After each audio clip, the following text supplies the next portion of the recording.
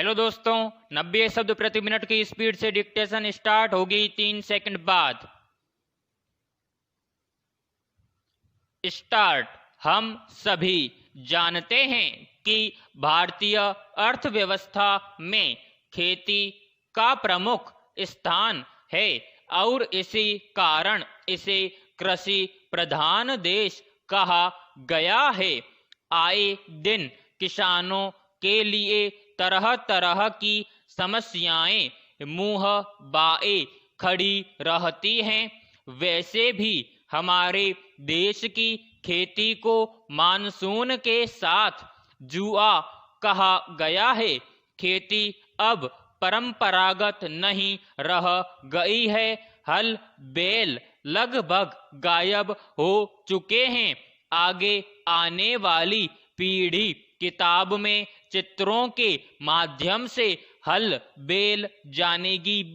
तरह तरह के कीटनाशक और उर्वरक खेती में प्रयोग हो रहे हैं। खेती करने में लागत भी काफी आने लगी है।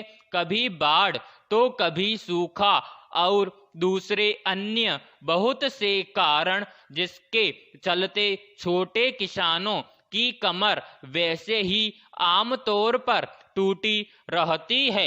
बढ़ते शहरीकरण ने भी खेती पर असर डाला है। पैराग्राफ।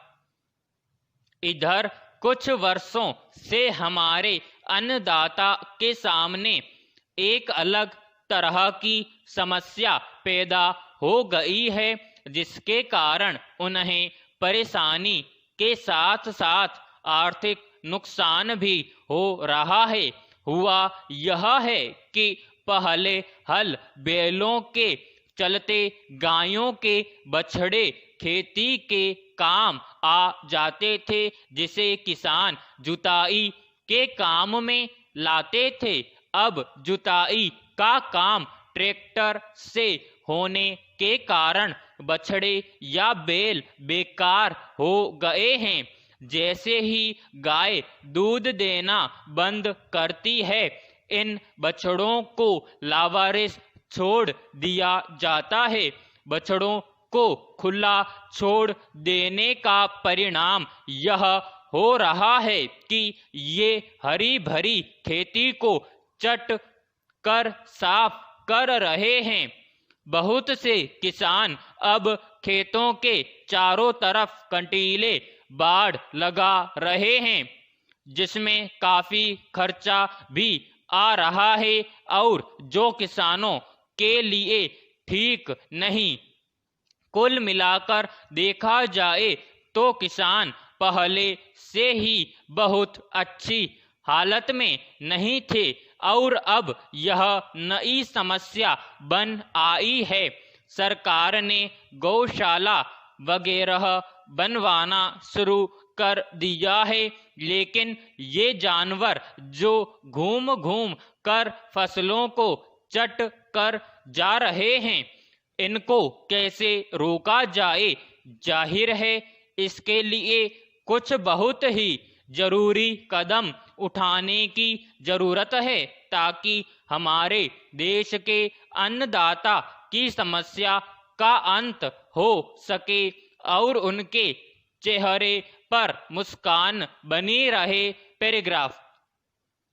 धरती जटिलताओं से भरी है, चकाचौंध से सजी है और वक्त के पहियों पर सवार रहती है और हमारे लिए मात्र एक पहेली है।